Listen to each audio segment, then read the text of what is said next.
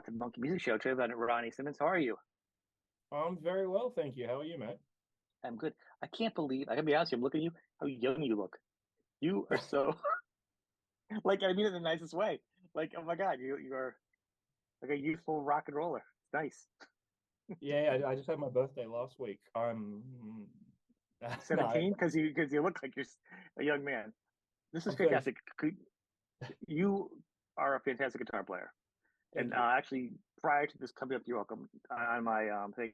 You were actually on my list of people I wanted to talk to. Regardless, because you said you played with Fast Pussycat. I've seen clips. You played with Rose Tattoo.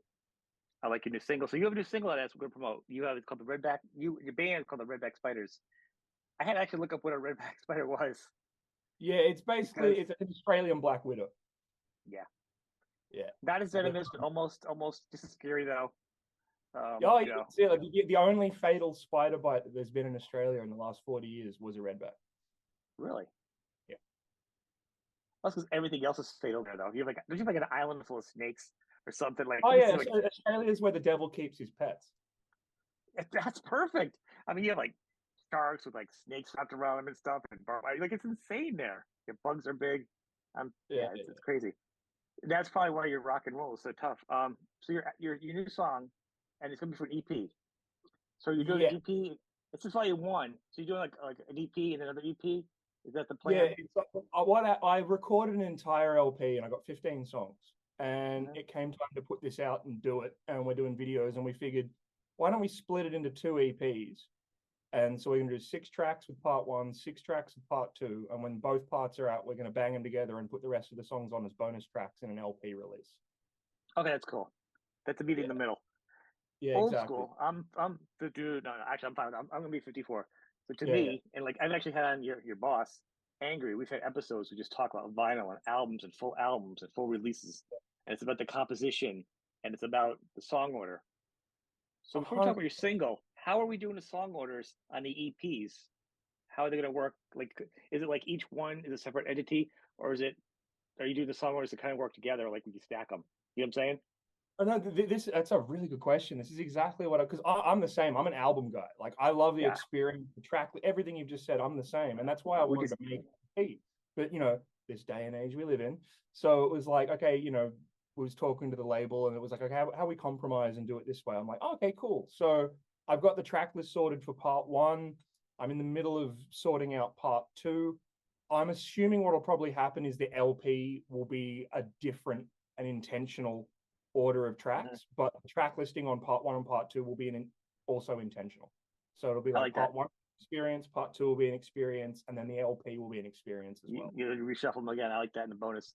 Now It's, that's actually really good too. I like the fact you're going to break it and then do that. I'm gonna be popping it out there to other people because it's a struggle with artists. They're like, I don't know, I do what the label says. Some people are like, I'm just doing an album, it's just gonna put it out there one shot. And then some people are like, they talk about like the waterfall. You do one or two and the waterfall, and you just keep releasing singles. And I don't think there's a proven method that works yet for anybody. I think it's different for genres. I mean, you're oh, you're gonna be finding yours now. I think I'm sorry, if stepping you.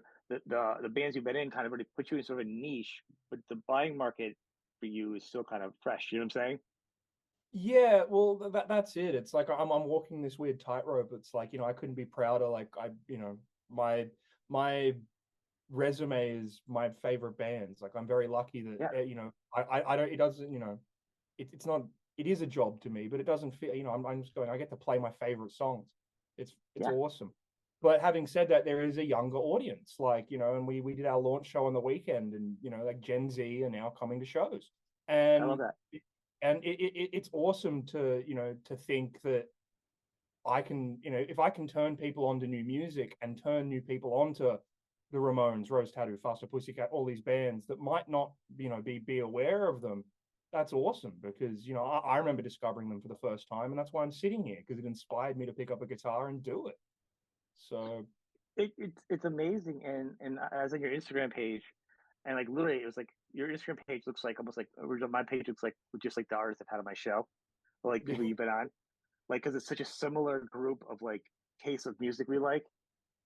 Um, because you get the punk and you got this and that, and I almost also feel like I hear a little bit, and I could be wrong, but it also has the energy of Hanoi Rocks. Also, your single, Well, that's a really good comparison. A few people have commented like, "Oh, it's very Michael Monroe." It's very and that I love Michael Monroe and Hanoi Rocks. right? It's like the As do joke I I. make. People go, "What is it? Punk rock? Is it rock?" I go, "It's too rock to be punk and too punk to be rock." That's And right. and Michael Monroe and Hanoi Rocks are definitely in that kind of category. I've always said it's the perfect combination of punk and rock, and that wasn't really it might have been a subconscious influence in putting this together. When I write and just do my thing, it's Mhm. just what I like and what I'm influenced by. But there's definitely a parallel there. But I think that your also your the bands you've been, your bosses, your Yeah, peers, you've had. What a great rock and roll college to go to. I mean, I've heard other people actually, other musicians have talked about you on my show in the past. It's come from small talk like guitarists they've liked. So I can't think of it off the top of my head. I wish I could think of somebody right now. But other cool peers, you'd be like, that's cool. You've actually come up in conversation as like some up and coming oh, guitarists. Um, but like Tammy, he's the kind. He's been all these people have been on my show. He's been on. He doesn't care about anything. He just does what he does. Great attitude. Angry, just cuts his path through. He is who he is. You know what I mean? You know, yeah, Michael Monroe. I had him on. He's all about rock and roll. What do you do? He ended the show by playing like he had like a nose flute. He was playing like a nose flute. He plays sax. He is more rock and roll playing a nose flute than most people are. You know what I mean? It's yeah. the attitude. It's just like a punk energy. And I don't think you sound in particular, but I feel definitely it's the energy of the bands. Because I don't think I like, oh, you're copying it from somebody. I just feel it's the heart of it. You know what I'm saying? There's a The difference because influence I is listen to a like lot of music. seeped Yeah, in. Yeah, it's like punk influence rock, I guess. And it's funny yeah. you mentioning sax because I also play sax, and there's sax on the EP. Because there's also a ska influence, and some of the first single was pretty straightforward meat and potatoes rock punk influence, but there's some ska songs in there as well. And I played all the sax on the record, so I started on saxophone before I even touched the Oh, guitar. there you go. Do you think So, that? and, How and, did that and, influence your and my, songwriting? pardon? I'm sorry. How did that influence your songwriting? Like being a Um, saxophone player, players, just in general. oh, definitely. Well, it's like Michael Monroe was the kind of the first rock dude I saw with the Right. sax. I'm like, oh my god, cool. But I was influenced by like my favorite film ever is The Blues Brothers. I have them tatted on my hands. But all of that kind of Motown music and and like 50s rock and roll. There was a period there where it wasn't a guitar solo; it was a sax solo. Hmm. And then Yeah. there was this crossover after Chuck Berry where the solos started becoming more guitar driven. So it's that influence has always been there. I just when I was starting out and picked up a guitar after playing sax, I realized pretty quickly I couldn't sing with a saxophone in my mouth. So it's like it took a back seat, but I just kept it up, and I've still got the same sax I've had since I was like 8 years old, and I played it on the album. I think. Well, and it's cool. I think what's interesting, and maybe that's part of the thing I think people miss. Like if they go to copy like another rocks, but it feels like a copy of certain bands. Like you listen to music and I'm not dogging somebody. Like I'm like, cause I got a lot of music. I'm like, it sounds like they're trying to be that band, but then there's a certain energy. You can feel the influences, and maybe because you're into rock and roll, 50s rock and roll, which Hanoi rocks was, so the energy carries over. Like it's a little deeper than what it is. So it's not just like you're Hanoi for that instance. You know what I'm saying? You like the rock and roll too, so it's a couple layers deep. So it's not just a copy. So it's probably with a lot of these bands, Rose Tattoo, everything, you kind of go deeper on all these artists and being an album guy. So the Yeah, influence definitely. so your influence is probably a lot deeper than just the three bands. It might be a surface for some artists. You know what I'm saying? It's just like you're soaked in it, like all of it, history, not just That's it. Like, when people ask, oh, who you influenced by, I go like, oh, fuck, how much time you got, man? Like, and it's just been, just adding constantly. And like you said, like the bosses, like, Angry, Tammy, Richie Ramone, like talk about a crash course in rock and roll. And, you know, a lesson in authenticity. And I think that's really, really important is I do this because I love it. I'm not, this isn't dress ups, and it's like I'm not trying to push right. anything. I'm just literally expressing myself. And the fact that you've said what you've said means a lot to me. Thank you. It's like awesome. That means it translates. Yeah. Well, you're welcome. I think it's really neat is when you talk to somebody, and I see it talking to you now, but like go back to like so like when Angry's been on, I said I use some other thing, but I have an artist on, be like, you talk about your favorite albums, like you influence you, or your favorite 10 albums or 20 albums or whatever it is. And then Angry pulls these albums from the 50s and the 60s, and he pulls these really deep albums. He talks about the emotion and the stories behind them. It's Yeah. way music you totally wouldn't expect something to be like the bad boy of, you know what I mean? And it's so awesome that you hear these other deep things going back. You know what I mean? Oh, Of songs you wouldn't 100%. expect to hear from these artists, which makes it even more fun. You Yeah, know? that's like when I tell people my favorite songwriter is Billy Joel. They look at me like, "What, really?" I'm like, "Yeah, man. Are you kidding me?" Like whether it's The Stranger or Glass Houses or Piano Yep. Man, I know every lyric. I know every like I know like it's like a Rolodex of, and because it resonated with me. But it's a similar kind of thing, and I love hearing that. And when they show me the music that influenced them, and it's like it's really it's eye opening in a really cool way. Well, I think that's the difference. I think that's like same with me growing up. I'd be like, oh, this I like this band. And I'm like, well, who do they listen to, and who they listen to, and who they listen to? Like, it's like how much deeper can you go? Can you do I call it the deep dive, the rabbit hole? And it shows. I'm excited to the hear. So the first single actually, you have a pull up over here. You have a video too. Let's talk about the video. I'm so good at getting sidetracked. That's why me and Andrew will talk for like 8 hours. Alone with You is this first single that's out. How's Yeah. it doing? Great, man. Like we put it out on the 13th. So it's like what, 3 days ago, and it's already got Mm-hmm. like up to like I think like 10,000 views on YouTube and like 8,000 on Facebook, and it's been received really. I haven't checked in this morning because I've just been doing interviews, but I'll check up on it after. But yeah, it's been really really well received, which makes me really really happy considering it just started off as an idea in my head, just sitting in the two of us on tour staring out the window. So is that how So it happened? I mean, had you sang before? 'Cause I mean, so you've been in all these bands before, prior yeah. in moving around and growing. Had you sang before all this and Uh, kind of evolved, yeah, or yes and no. Like I started out in the pubs of Sydney when I was 15, so it was about 20 years ago, and I was the front man basically out of default because it was that old situation in the band. Well, who's going to sing? And I was like, I'll do it. And then over time, I just realized that guitar was more of a strong suit for me, and bands started approaching me to be their guitarist. So singing kind of took a back seat, but I was writing songs back then, so I just kind of just kept doing it, and as my journey progressed, Mhm. I got known for being a guitarist. And then when I started working with Richie Ramone, because there's songs like Warthog that Dee Dee had sing, or like Animal, there's certain songs where it was like get up the front on the mic because he's singing and playing drums, which is like a marathon in itself. But he really pushed me to get up the front and sing again. And I was like, okay, cool. So working with him definitely encouraged me to get out the front more and do it. And it was like, cool, I can do this. And then when it came to recording this record and putting these songs together and doing it, he was one Mhm. of the first people to do it.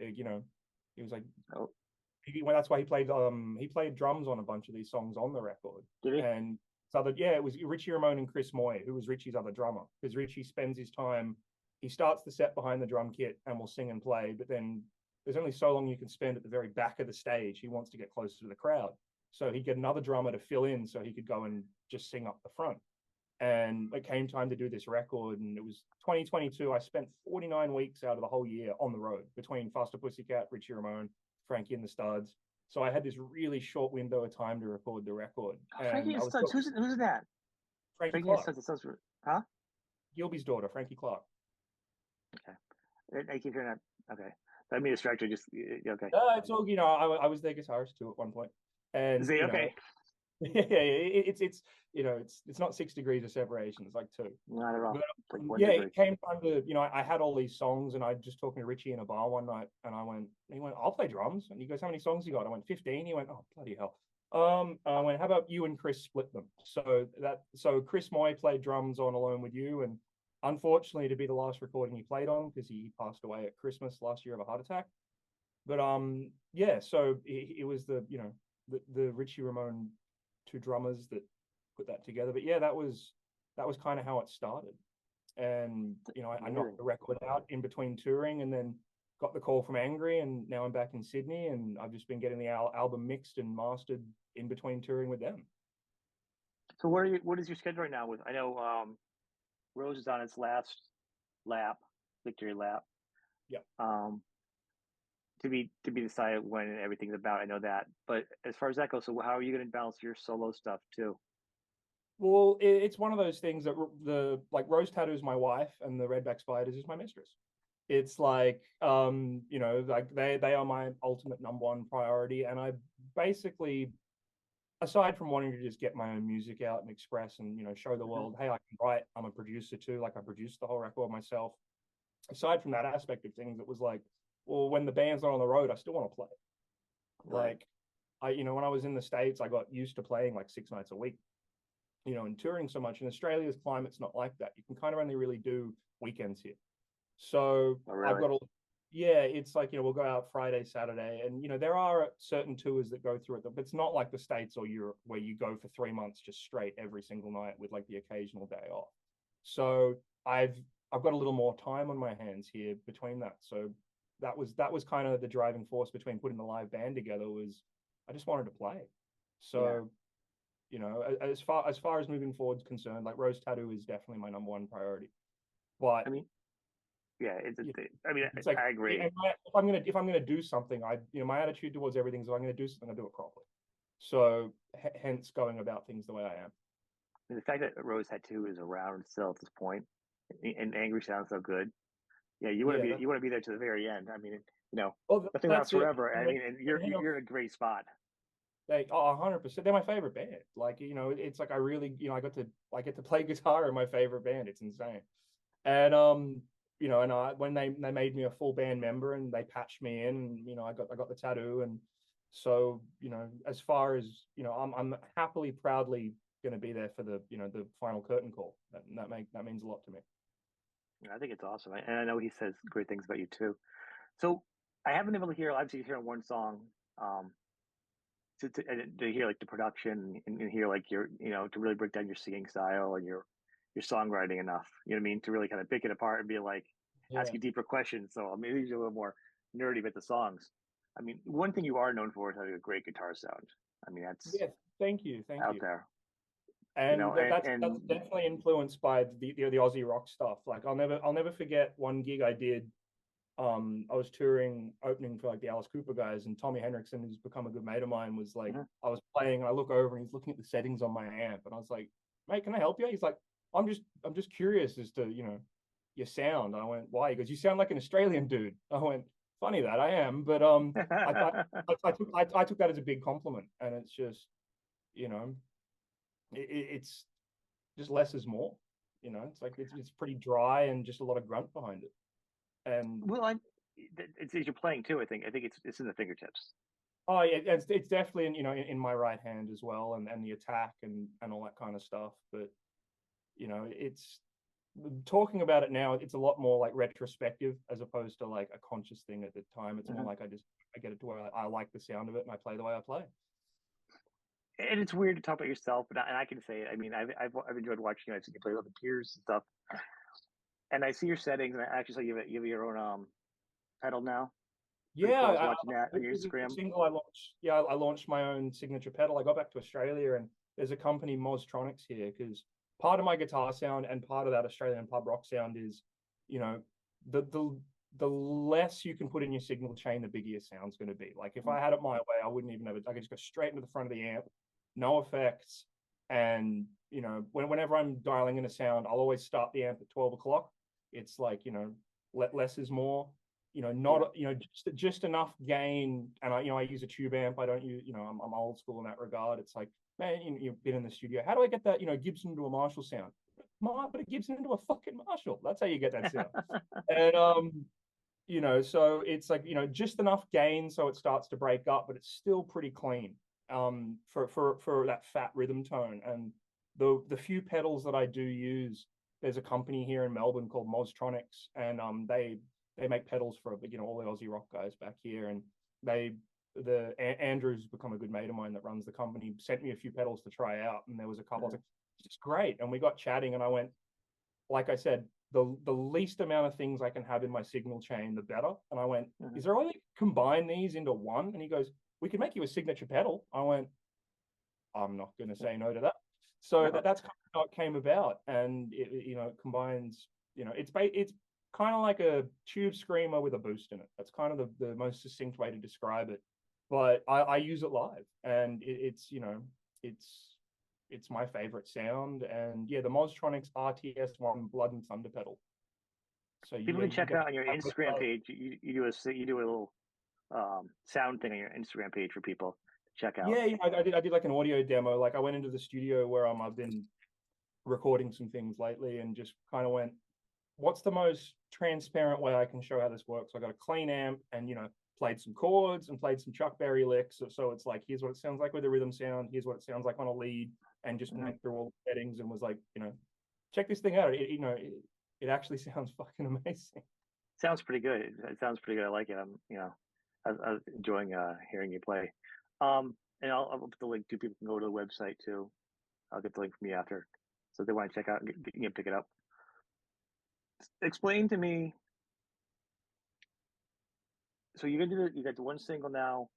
You can Yeah. promote it. Is it gonna be videos, like lyric videos? Like how are you gonna is it laid out What's at this gonna point? Yeah, that's a good question. So I put the first single out, Alone With You. The follow-up single, Little Misunderstood, which Richie Ramone played the drums on, is going to be single 2. So we're just about to shoot the video for that. And that should be out in the last week of October. And with that, we'll be dropping the EP part 1. So it'll be video, the EP will be out. I know in Europe, they're going to put another single forward, You'd Think I'd Learn, which is another track off the record. But as What do you far mean just as in Europe? Why as in like they're gonna push that as a single in Europe, but as plans for a video are concerned for that, that's in the works. There'll definitely be lyric videos for everything. Mhm. And that's what I'm in the process of working right now. Because I- we signed with a European label. We did 2 shows in okay. Sydney, and Suburban Records in Holland offered us a deal. They were like, "This is great. We want to help push it." So, and they're working with the Yeah. Orchards, Sony. I was like, well, things have, it's like 20 years of hard work coming to a head, but things are moving very, very quickly now, which is really, really cool. Well, they say your whole life to do the first album, then you have like a month and a half Yeah, yeah, you can really between do this. tours to do everything else. Why is it not so good? Because I didn't have 20 years working on this one. Yeah, You yeah, know, yeah. But there's definitely going to be another video and a single for that, and then for part 2 that'll come out next year. So we'll, I'd love personally to do a video for every single song, but Mhm. I have to be realistic with, if I'm going to put anything out, like I said, if I do something, I do it properly. So I want it to translate and be of a standard that I'm proud of. So all of this being worked out as we speak. It's funny when you hear they say like a European thing, or like a lot of bands will do like it'd be like a special release for like Japan always wanted a special release, but it's not like that anymore. It's like there's just the internet now. Like there's internet Yeah, radio. Like there really is nothing that stops it. I mean, there are radio stations, but most radio stations have podcasts yeah. anyhow. I'm saying, and that's not just to steal. It always makes me laugh. I'm like, I don't get like so. I'm always like, well, where are they trying to push the single? Because It's terrestrial just the radio has been, but it's been overlapping into everything now. yeah. Um, which interesting is so you have your band. Is this a set band you play with now, or is it just people you recorded with and they kind of come in and out? Um, that's another really good question. So the band I'm playing with now in Sydney are basically some of my oldest and best friends. Like I Mhm. relocated to the States at the end of 2013, and then I moved back at the start of 2023. So I lived in Hollywood for 10 years. These are guys I grew up with and have known for a while, and it was like I was catching up with all my mates I hadn't seen forever, and didn't take long until it was like, let's play these songs. I heard that's cool. But the record was, I played all the guitar, saxophone, and sang. The drums were split between Richie Ramone and Chris Moy. The bass was Johnny Martin, and the backing vocals were Danny Nordahl from Faster Pussycat, Frankie Clark, Scott Triller from Reverend Horton Heat, and Rachel Baxter here in Australia did some backing vocals on another song, Eaten Alive, that'll be on part 2. But and Ezra Lee played piano on another one of the Would you say songs. what would Scott do? What Scott do? You say drums or vocals? I when it came to doing backing vocals for the record, because I needed like gang vocals and chants and some Hmm. harmonies. So me, Danny Nordahl, and Scott Triller all went into the studio one day and um just did a day of it. So the 3 of us Scott did all of is it. a drummer too, right? And he also was in the band. Like Reverend Horton Heat, he was the drummer, yeah, but and the he's playing with them now, but he synthesizer. wasn't right. He wasn't before though. It's kind of new because he does other stuff too, right? Yeah, Besides yeah, Reverend. yeah, and he played with Rose Tattoo on the Monsters of Rock cruise when we did the shows Okay. in the States. Like I just saw Reverend Horton Heat a few months ago, and they yeah, introduced him. And I saw him. I mean, they announced like other things he did. That's what I was asking. I'm like, is this the same guy I just saw? He's a great drummer. yeah, yeah. No, so yeah, so Wow, that's how that happened.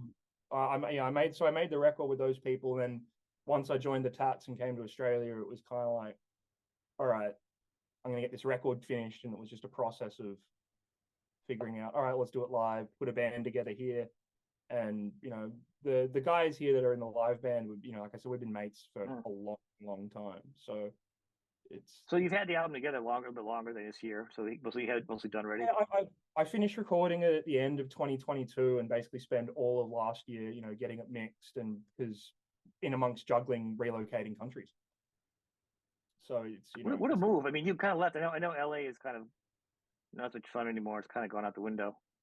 it Everyone's been leaving it for like either Nashville or Vegas Nashville, or anywhere Texas. else. Yeah. Yeah. It wasn't like I'm out of here. It was, it's like because I was in Faster Pussycat and working with Richie Ramone, and this kind of came up, and I had to make and there was a series of events as well. Like my roommate who I'd been living with, where I had a studio in the backyard and we were really good, but he had a stroke and actually passed away. I'm And sorry to so I hear that. was renting. So with all this stuff kind of, and that kind of happened when I was on the road with Faster Pussycat. So 2022 was a real chaotic year for me. I'm juggling all these bands, touring the world. My landlord slash roommate had a stroke, and then Angry is like, hey, and I hadn't seen my family except for how we're communicating right now for kind of like a decade. And Wow. yeah, exactly. It's like, there was a few times my parents had flown out to visit me, but I was basically on my own for a decade. And it was just, I had a long think about it, and I went, it's time to go back. And it's not for good. Like I became an American citizen, so I can come and go for the rest of my life. And I Mhm. did build I loved the life I built for myself in Los Angeles. It wasn't an easy choice to make. It was easy in the sense that I love Rose Tattoo, but I also love Foster Pussycat, Tammy, and Richie Ramone, and all my friends back in LA too. So, when Rose Tattoo comes to a close at the end of 2026, I've got some decisions to make, and everyone keeps asking about this. It's like, I just said the same thing. I'm like, do you know what you're doing in 2 years? Like, I don't even know when I no. get done talking what I'm going to do tonight. So, Yeah, uh, exactly. So it's like, I kind of have to roll with the punches and, reassess closer to then, and who knows what'll happen. So it's kind of like, whilst I'm here and being a tat, mm. and it doesn't mean I'm not going to go back to the States and do tours if they come up and I'm free and I get offered them. But like I said, Rose Tattoo is my number one priority, and I'm enjoying being back here and, reconnecting with my family and my friends and people I haven't seen in a long I time. think you should live between the two. I mean, if Well, you can, that's what you're that saying. would be ideally. If I could have my cake and eat it too, I'd love to just bounce between the two. Well, I mean, you establish yourself there. And a lot of bands nowadays, especially since COVID, all learned is like, like bands like Venom Inc. or like, some people's here and they're here in this country. I mean, people just live in different countries now in different bands. Like, it doesn't even matter where you live anymore. And you've That's established yourself so much now that you don't need to be the guy going to the LA gigs on whatever the jam night is or something. yeah, yeah, You don't need to do like that's a good proving ground, especially when you know who you are. Everyone knows who you are. You played with the Tats. You played with Slash. Like everyone knows. You know what I'm saying? Like they know who you are now. So now it's just a matter of just like, do you want to work? Do you want to work? Like that.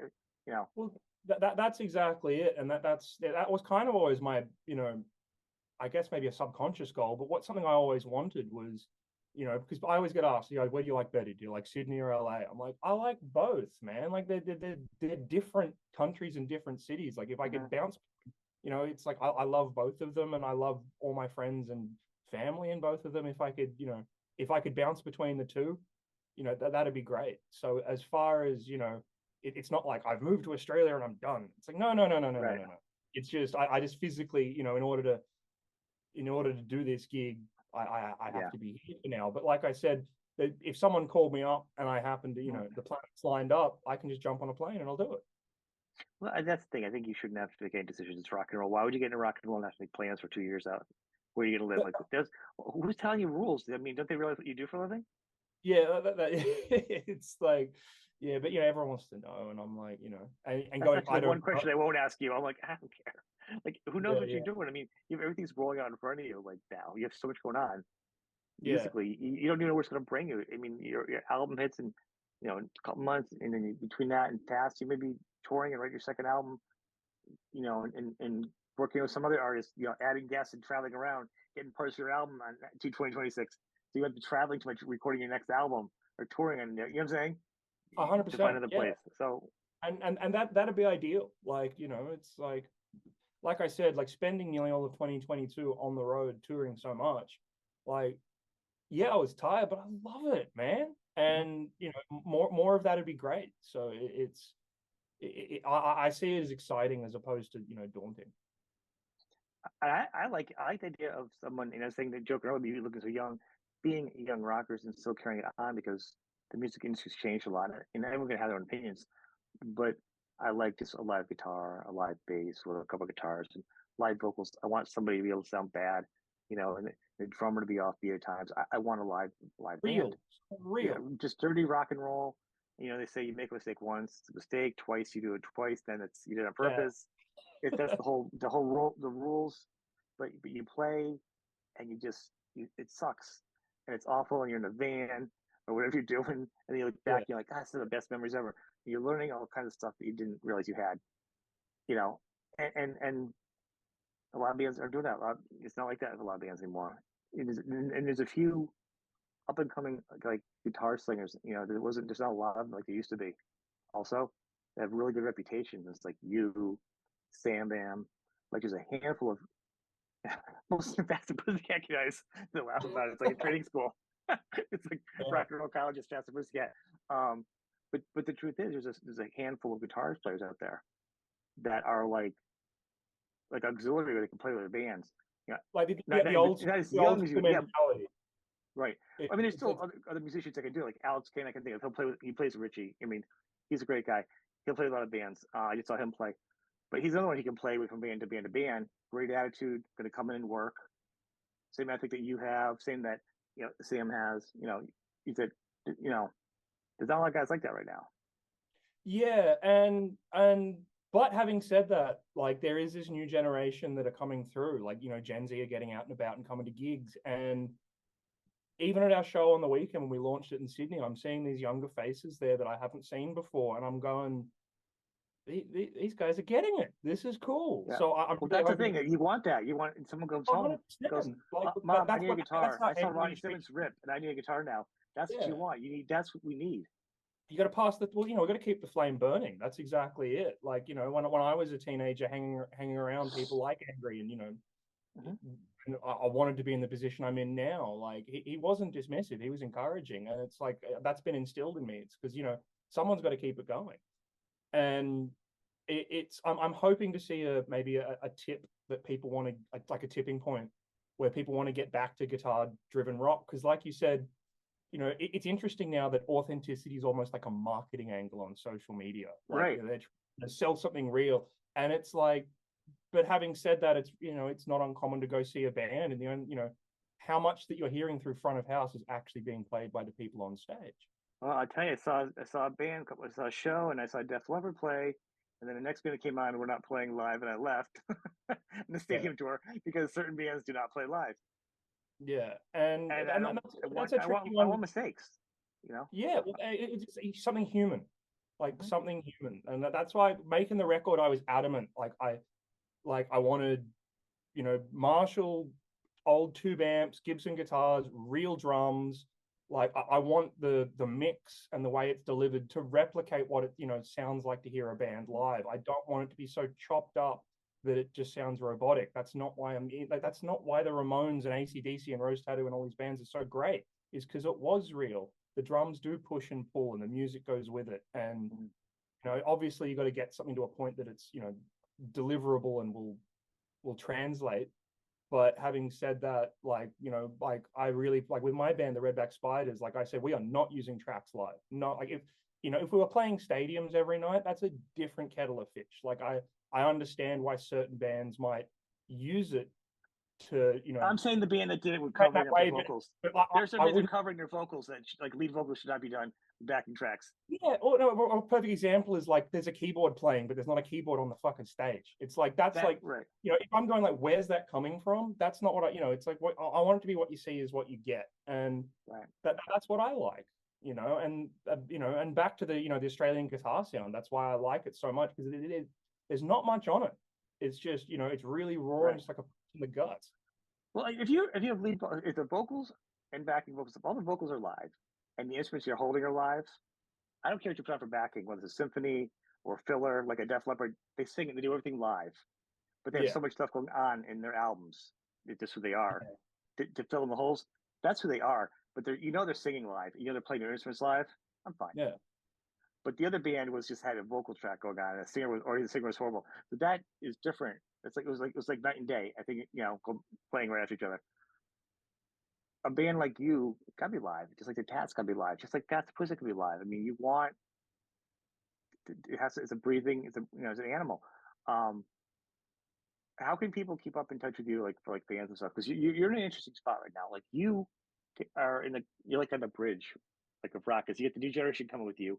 You're kind of playing with the old guard. A lot of these guys are doing their legacy laps. So they're getting props because there's Mm, a down in rock and roll for a while. But a lot yeah. of these bands now are like back doing the cruises, the fly out dates, a little easier for them. It's a good Yeah. time for these bands. You know, people my age have more expendable money now, so they're going out to the shows and making weeks of trips and stuff. You get to taste that. You get to work. You get to hang out and work with all your peers. People you liked, but you're also kind of at the beginning of a new thing too.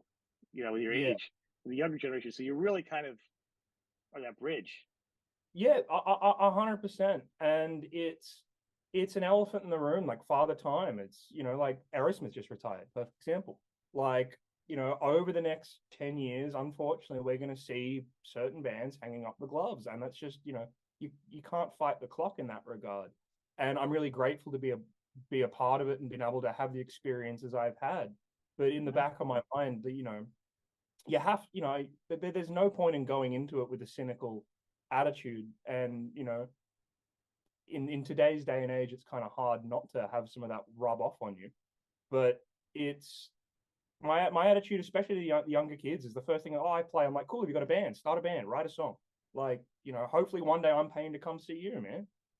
And I And think that's the attitude right there. I mean, but you play guitar, you produce, you sing. yeah, You're really easygoing. You'll play with other bands. You can play with other bands musically. So you're very flexible and pliable, and you need to be that way nowadays in music, because a sometimes you're in hundred, two bands. Sometimes you need to do your own stuff. Sometimes there's the plague for 2 years. What are you gonna yeah, do? yeah. You You wonder know what if I'm it's saying? gonna, You need what's gonna happen. right. You need to keep moving in music, and if you can support yourself, you can write and do all your stuff on a shoestring budget or a big budget. You know what I'm saying? You can do it your room on a MacBook, or you can be in a studio. Well, It that's allows you to keep exactly, moving forward. yeah. And well, and that was another reason that, I'm really proud that like this record that I produced it. It was, it wasn't. I wanted people to know that I could do that, like, because like I've had a phenomenal time being able to play guitar for my heroes and being known for being a guitarist. But it's like, I was like, I can write, I can Mhm. produce, and check it out, here it is. And if this leads to other bands, like younger bands, if I could, transition as well as juggling producing these younger acts, I'd love that. Because like I enjoy being in the recording studio just as much as I enjoy being on stage. Like I get a real kick out of it, bringing a song to life. Mhm. Like you get that goosebumps feeling. It's like, oh, it's I think that would awesome. be smart if you could, at this point in your career, if you could sneak out recording albums with other bands here and there or demos through the next few years to establish yourself in one other thing you're good at besides this. Like the more things you're known for, to be like a Yeah. Butch Walker, you can kind of come in and do a lot of different things. Butch is an influence on me. Like I'm But a he big didn't fan start. of He Long was Run. just in not just Marvel's 3. He was in what, South Gang. So I mean, Yeah. he evolved, and he just kept. I can do that. I can do that. I'm not going to stop. I'm just going to keep doing all of it. And all of a sudden, people aren't paying attention. They're like, "Oh my god, what does this guy not do?" You Yeah. know what I mean? And so it's cool while he does it. And you're at that point now where you can do all that. Just No, balancing it now. yeah. No, I'm very grateful, and I'm very excited to what's gonna come next. Where can people keep up with you on the best? What's the best thing you are on for socials? For socials, like my Instagram, Ronnie Simmons. I got my Facebook, Ronnie Tattoo Simmons, and I got the Ronnie Simmons group. My website, ronnie-simmons.com, and then there's the Redback Spiders website, Ronnie Simmons and the redbackspiders.com. But yeah, like, Instagram's usually the Okay. The easiest links way. are always anybody watches the show or underneath it anyhow. But just sometimes an artist has a favorite thing. They're like, yeah, I'm usually on this one more. Yeah, I'm on Instagram the most, probably. And if people want to reach out to you, like, hey, what's that thing you're playing guitar on, or accessibility to the fans, usually some each artist kind of has one thing. They're like, yeah, I'll answer them back on this, or I'll do this, Yeah, no, or you know what I if mean? you hit me up on Instagram, I will get back to you. Like, and if it does take time, I apologize, but I will get. Well, I think it's great. I think people need to follow you, doing your stuff. Subscribe. Head to YouTube. People need to follow you there too. Subscribe. You know, and keep up. And the video's fun. I like it. You did something special with it. We didn't even talk. You played the Sydney. Is it right from the Opera House, right? That's in Sydney Harbor. The Yeah, what we video. did was like we went out on a ship on the harbor and played on the roof, like going under the harbor bridge and pulling up in front of the opera house. And then we just did our launch on Saturday night that's just passed on the same ship. So the launch was kind of like an immersive experience where the people saw the video, then they get to come onto the exact same boat and be the crowd where we performed the music video, and we went out on the harbor, and it was really really cool. When I saw that in the video, first thing I thought of was the Sex Pistols. You know, the video when they were thinking about. I'm Yeah, like, that because I'm a big Pistols fan. That was in the back of my head. well, yeah, I mean, Glenn was like my second guest on this show. But to me, I was like, I saw that as like just a ruckus rock and roll band. Like once again, it didn't feel like the Sex Pistols thing, but the energy. I'm like, God, but that hasn't noticed on that since like the Sex Pistols. Like it's that energy of it. It's not the, Yeah, you're you. Yeah, yeah. you are Oh, a but very original Steve band, but Jones as a guitarist, Steve Jones is a massive influence on me, and I was a huge Sex Pistols fan. Well, I am a mhm. huge Sex Pistols fan. But yeah, there was something really, really, really fun about, because also a lot of those shots were shot on a drone. You fly a Oh drone yeah, around the opera house, the police are going to shot, and they did. We had a chopper above us. We call them water rats, like the cops on the yeah. boat came up, and like they're like, what is? And they got close enough. They're like, oh, it's just some guys with guitars. And then but there was a minute there where we're going like, Yeah, because there are rules now. Like you can't have like drones near certain buildings oh, and near certain political things. And well, that makes sense, yeah, especially no, America right now with politics. But you know what I'm yeah, saying? Like you would think that if I, you're on a boat, yeah, we drew a lot of attention to ourselves. It was, we pulled it off. it's gonna be a little dangerous, right? I mean, it's not the Beatles on the rooftop or U2 doing a video, Yeah, but yeah, the drone is starting. You're starting to get it going on. yeah. I want to thank you, man. This has been fun. Thank you When for your album having me. comes out all the way, I'd like to maybe find time again and I'll pick your brain. Definitely, man. I'd love to. I'd like to deep dive on some of the on the production and the songs and Yeah, listen to them and songwriting. I'd love to I talk just about that. there's only one song. I can't really go on Yeah, and yeah, ask you too many questions, but luckily your legacy and your reputation already precedes you as a great guitar player. I thank like your vocals on this. You have a good set of pipes. So I'm really interested to hear what other dynamics you do with the production and the songwriting and your voice, being a guitar player and a singer, and now knowing that you play saxophone and listening to the songwriting and how it goes will be interesting to see how it plays out. I'm looking forward to it, man. We'll reconvene. We will. So tell people when's the date? The last thing we'll end on that the release for the Um, EP and stuff. Little Misunderstood. The second video is due for release October 25th. So you can Okay. expect another. We're about to shoot that music video very shortly. All right. People check out the links. Support the album. Well, I want to thank you for being on the show, man. So It's been thanks for having me. fantastic. We'll do this again.